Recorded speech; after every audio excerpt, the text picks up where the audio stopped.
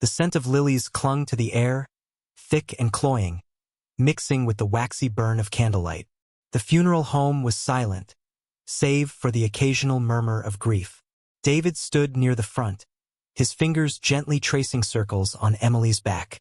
Her shoulders trembled as she stared at the framed photograph of her mother resting beside the casket. She had barely spoken all morning, her grief too heavy to shape into words. David hated feeling useless, but today words would not help her. He could only be here, hold her up when she felt like collapsing, stand beside her as she said goodbye. The room was full, friends and family dressed in somber blacks and grays, gathered in quiet support. The occasional sniffle punctuated the air. Outside, rain fell in a steady hush, soft against the windows, a mournful rhythm that matched the day. Emily stepped forward. Her breath hitched, but she lifted her chin, eyes red-rimmed yet steady. She had prepared something to say. David knew how much this moment meant to her, how much she needed to honor the woman who had raised her, loved her. She opened her mouth, and then, a voice, sharp and grating, cut through the hush like a blade. "Excuse me, but we have a situation." Heads turned. At the back of the room, standing stiff-backed and smug, was a woman in a navy pantsuit. Blonde hair curled into a perfect bob, arms crossed over a clipboard pressed against her chest. Beside her, two uniformed security guards stood with impassive faces, their presence jarring, misplaced. David felt Emily stiffen at his side. "I apologize for the intrusion," the woman continued, though she didn't look sorry at all. "But we have a serious parking violation." Murmurs of confusion rippled through the mourners. David's brow furrowed. The woman gave a tight, professional smile, the kind that didn't reach her eyes. "This funeral home is within the jurisdiction of our homeowners association, and the number of vehicles parked outside far exceeds the allowed limit for private events. Now, I've tried to be reasonable, but unfortunately, rules are rules." David recognized her now. Karen Whitmore, the HOA president, a woman notorious for her overzealous enforcement of community rules, wielding power like a cudgel over anyone who dared step out of line. David stepped forward, keeping his voice measured. "This is a funeral." Karen barely spared him a glance. "I understand that, but the HOA regulations don't make exceptions for personal matters." She tapped her clipboard. "I sent notices about parking limits last month. Your guests are violating multiple restrictions." David exhaled slowly, forcing down the frustration curling inside him. "We'll move some cars," he said evenly. "This really isn't the time." Karen's lips pressed into a thin line. "It's already past that point, Mr. Calloway." Her gaze flicked to Emily. "You're the homeowner, correct?" Emily, still visibly shaken, nodded hesitantly. "Then I'm afraid I'll have to ask you to leave." A stunned silence fell over the room. Emily blinked, as if she hadn't heard correctly. "What?" "You're in direct violation of HOA policy. As such, I'm enforcing a temporary removal from the premises." David felt something sharp and hot flash through him. "You're not serious." "Oh, I am." Karen turned to the guards. "Escort her out." The moment stretched taut before snapping all at once. Emily took an instinctive step back, eyes wide with disbelief. The guards moved forward. David's pulse thundered. "Don't touch her." But Karen only arched a brow. "She needs to leave. Now." The room erupted into protests. Family members rushed to intervene. "This is insane," someone shouted. "You can't do this." Emily's breath came in sharp, panicked gasps. "This is my mother's funeral." But Karen remained unmoved, an almost satisfied glint in her eyes. The guards hesitated, looking uncomfortable, but Karen's expression darkened. "I gave you an order." And just like that, they grabbed Emily's arms. The next seconds unraveled in chaos. Emily struggled, her face crumpling in horror. David lunged forward, fury coiling tight in his chest, his instincts screaming to protect her. He reached for her, but the guards pulled her back. "David!" She was crying now, her body shaking as they forced her toward the door. David saw red. His hands clenched into fists. He wanted to throw Karen out himself, wanted to wipe that smug expression off her face. But he didn't move, didn't lash out, because deep in the recesses of his mind, through the pounding of rage in his veins, something colder, sharper settled inside him. He met Karen's gaze, locking onto the cruel amusement behind her eyes. She thought she had won. David took a slow breath. His anger didn't dissolve, crystallized. "Fine," he said. His voice was smooth, too smooth. He unclenched his fists, straightened his shoulders. The tension in the room thickened. Karen smirked. "Glad to see you're being reasonable." David didn't answer. He simply watched as his wife was dragged out, her sobs lingering in the air long after the doors shut behind her. His jaw tightened. She thought this was over. She had no idea who she was dealing with. The house was silent when they returned, save for the rhythmic ticking of the grandfather clock in the hallway. Emily moved like a ghost, hollow and drained, her face blotchy from crying. She sank onto the couch, gripping a tissue in trembling fingers. David sat beside her, but she didn't lean into him like she usually would.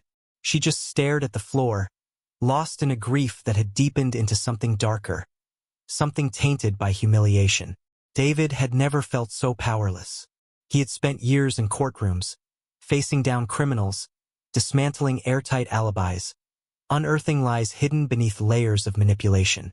But today, standing in that funeral home, he had been just another husband watching his wife suffer, while a smug tyrant wielded power she didn't deserve. He couldn't change what happened, but he could damn well make sure it never happened again. His laptop clicked open with a soft chime. The glow of the screen cut through the dimness of the room. Emily didn't react, lost in her own world of sorrow. David's fingers moved with practiced precision, pulling up the homeowner association's records, the bylaws, the financial reports, the list of registered complaints. His profession had sharpened his instincts over the years, and something about Karen had always seemed off. He scrolled through pages of regulations, each one as suffocating as the woman who enforced them. Fines for leaving Christmas lights up too long. Violations for having flower pots in non-approved colors. Penalties for parking in one's own driveway for more than 2 consecutive days. Asterisk asterisk. It was a rain of nonsense. Then he found something that made his pulse spike. A ledger report detailing where the HOA's collected fines had been allocated. But the math didn't add up. The numbers were round, too clean, like someone had smoothed them over to hide discrepancies. David sat forward. He checked again. The HOA collected over $100,000 a year in fines alone. That wasn't unheard of in gated communities, but what stood out was where the money was supposed to go. Asterisk asterisk maintenance, landscaping, community improvements asterisk asterisk, and the reality. The neighborhood hadn't seen a single upgrade in over 3 years. He opened another tab and started cross-referencing transactions. A few thousand here, a few thousand there, all routed to an account under the name K. Whitmore Consulting, a shell company. David let out a slow breath, his anger sharpening into something lethal. Karen wasn't just a power-hungry dictator. She was a thief. His mind churned. He couldn't just expose her, he needed to ruin her. A sudden notification flashed across his screen. HOA alert. Notice of violation. David clicked it open, already knowing what it was. Dear Mr. Calloway, due to the unauthorized gathering held at the community funeral home and the excessive number of vehicles in violation of policy, a fine of $1,000 has been issued. Payment is due within 10 days. Failure to comply will result in further penalties, including potential lien placement on your property. Sincerely, Karen Whitmore, HOA President. David stared at the message. A slow, humorless chuckle escaped him. The arrogance, the absolute confidence she had that she could keep getting away with this. Karen had made a crucial mistake. She had assumed she was untouchable, that she could bulldoze over people, even someone like him, and walk away without consequence. She was about to learn otherwise. David closed his laptop and reached for his phone. He scrolled through his contacts, stopping at a name he hadn't needed to call in a while. When the line connected, a deep, amused voice answered. "Calloway? Thought you were too busy throwing the book at criminals to check in." "Still am," David said. "But I need a favor. Someone in my HOA has been stealing money, and I want to make sure she's properly introduced to the state's fraud division." A low whistle. "Damn, you're coming in hot. What's the evidence?" "Paper trail. Redirected funds. A fraudulent consulting firm." "Yeah, that'll do it." A pause. "You want this quiet? Or you want fireworks?" David's lips curled. "Both." He could almost hear the grin on the other end of the line. "Give me 24 hours. We'll start digging." David hung up and turned to Emily. She was watching him now, her exhaustion laced with something else. Something wary. "What are you doing?" she asked softly. David met her gaze. "Fixing it." Emily swallowed. "I don't want you to get dragged into something messy." "I already am," he said. "And so are you. I'm not letting her get away with this." Emily's fingers curled into the fabric of her dress. "She made a fool of me, David." Her voice wavered. "In front of everyone. She made me feel like I didn't belong at my own mother's funeral." David's jaw tightened. "Then let's make sure she knows what it feels like." For the first time since that day, something flickered in Emily's expression. A ghost of strength beneath the grief. David reached for his laptop again. He wasn't done. Not by a long shot. Next, he drafted an email to an old friend at the local news station. Subject: Corruption in our own backyard, a story worth covering. It was time to put the spotlight where it belonged. On Karen. The HOA meeting was scheduled for 7 o'clock sharp. Held in the over-decorated clubhouse Karen had approved last year. Fake marble columns, a ridiculous crystal chandelier, and gold-trimmed chairs. ***, all paid for with HOA fees ***, of course. David arrived early, taking a seat near the back. The room filled quickly, murmurs growing louder as neighbors shuffled in, whispering among themselves. Word had spread fast. People knew something was coming. At exactly 7, Karen swept in, clipboard in hand, her usual air of smug authority wrapped around her like armor.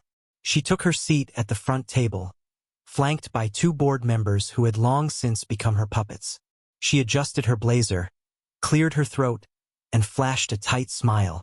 "Let's call this meeting to order." Silence settled. David stood. "Actually, before we begin," he said, his voice carrying easily across the room, "I have a few things to address." Karen barely spared him a glance. "Mr. Calloway, if you have a concern, you can submit it formally like everyone else." "This concerns everyone," he cut in smoothly. "And it can't wait." Karen's jaw twitched. "Fine," she said tightly. "But make it quick."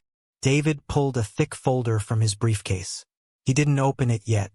Instead, he turned to the crowd. "I'd like to start with a question. How many of you have received fines from the HOA in the past year?" A ripple of murmurs. Hands shot up across the room. David nodded. "Now, how many of you have actually seen any improvements made with that money?"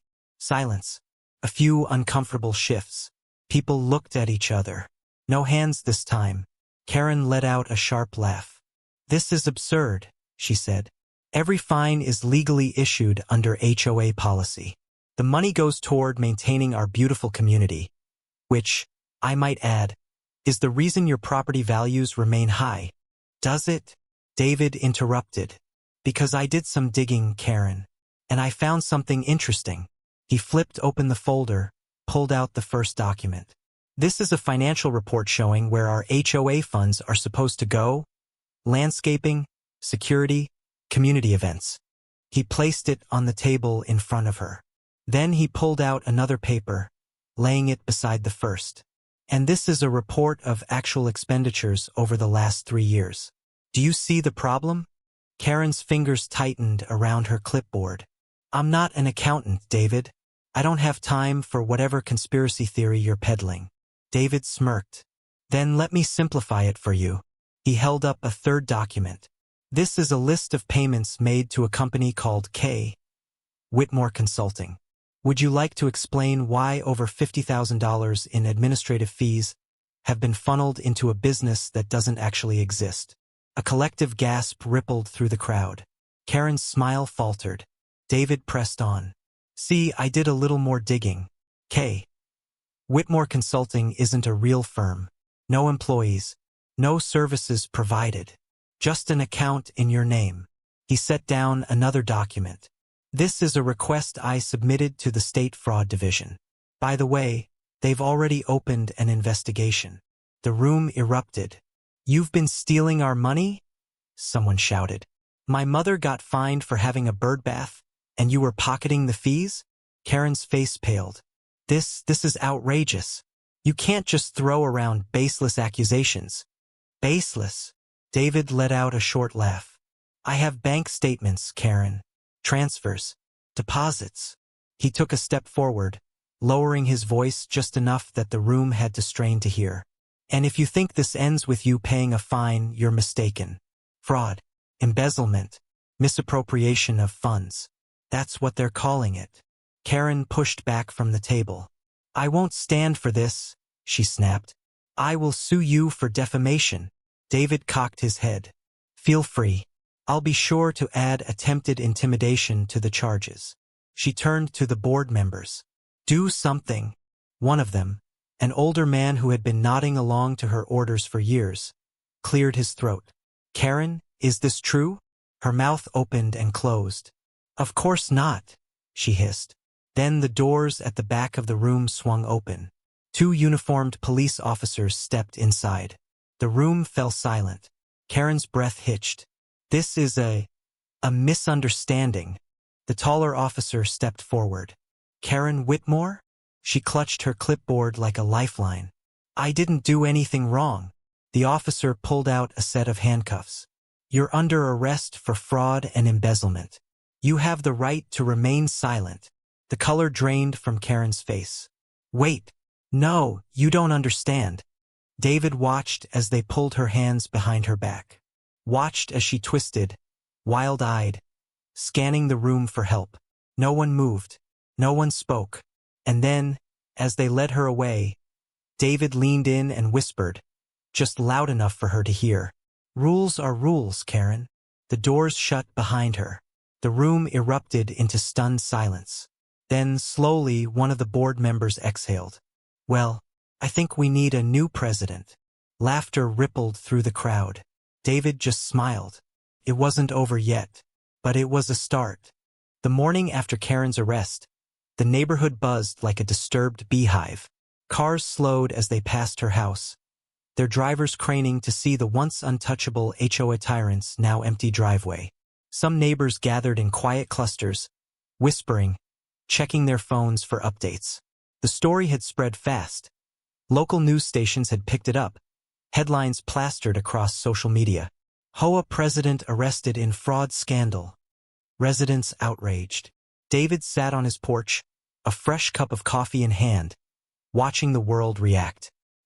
He had barely closed his eyes the night before, adrenaline still coursing through him long after Karen had been led away in cuffs. But this moment, this slow unraveling of her manufactured power, was worth every sleepless hour. Emily stepped outside, her fingers wrapped around her own coffee mug. She was quiet for a moment, eyes scanning the street. Then she exhaled, something lighter, freer in her expression. She's really gone, she murmured. David nodded. Not for long. She'll be out on bail soon, but she won't be coming back here. Emily sat beside him, pulling her legs up beneath her. Do you think she realizes yet? David arched a brow. Realizes what? That she never actually had power, Emily said, swirling her coffee absent-mindedly. She controlled people with fear, but the second she was exposed, no one stood by her. No one fought for her. David studied her. You're right. Emily took a slow sip, her voice steadier than it had been in weeks. I don't want to be afraid of people like her anymore. You won't have to be, David promised.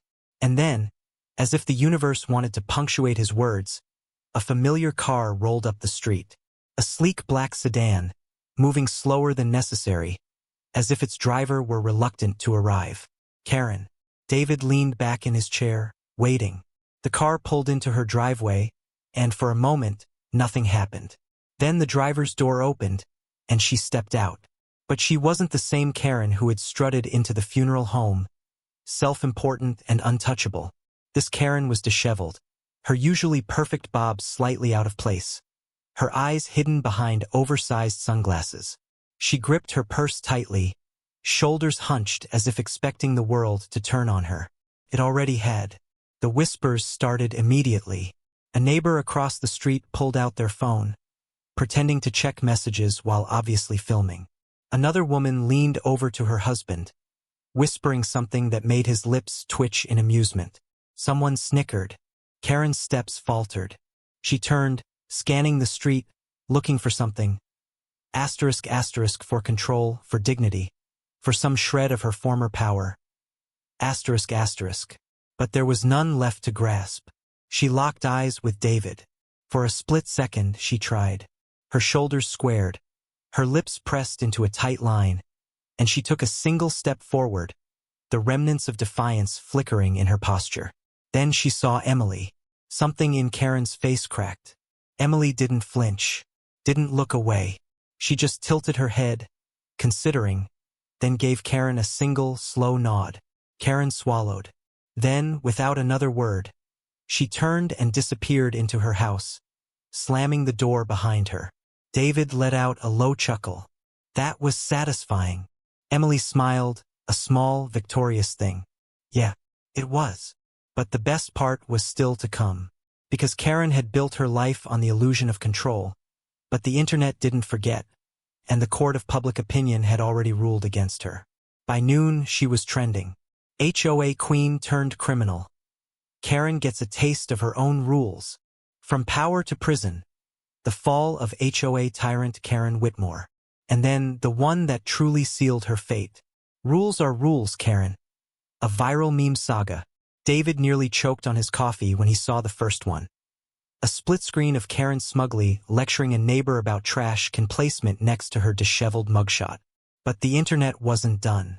Someone dug up old HOA complaint emails and turned them into side-by-side comparisons with her actual charges. The captions were brutal. HOA violation, having a lawn ornament. HOA punishment, $500 fine. Karen's violation, felony fraud. Karen's punishment, up to 10 years. The comments were ruthless. Asterisk. Guess she should have read the fine print. Asterisk. Asterisk. Does she need approval from the HOA before getting a prison cell? Asterisk. Asterisk. I hope her bunkmate enforces prison rules as aggressively as she did. Asterisk. By evening, #RulesAreRules Karen was trending across multiple platforms. David scrolled through the comments, grinning. I don't think she's going to recover from this. Emily leaned over, reading along. She doesn't deserve to. And just like that, the last trace of fear, the last lingering weight of humiliation Karen had inflicted, *** was gone. ***. That night, the HOA held an emergency vote. Karen was formally removed, and a new president was elected, a kind, retired schoolteacher named Mrs. Holloway.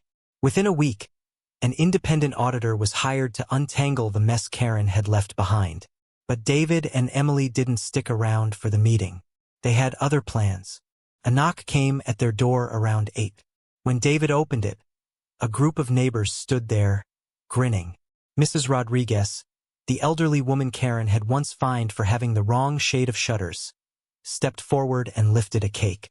Scrawled in thick, blue icing were 3 simple words. R.I.P. Karen's HOA. David laughed, stepping aside to let them in. I assume there's wine to go with that? Someone held up a bottle.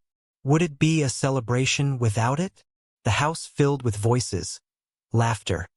A community finally free from the grip of a tyrant. And as David watched his wife smile, really smile, for the first time in weeks, he knew the fight had been worth it. Karen had spent years making people feel powerless. But in the end, she was the one who had lost everything.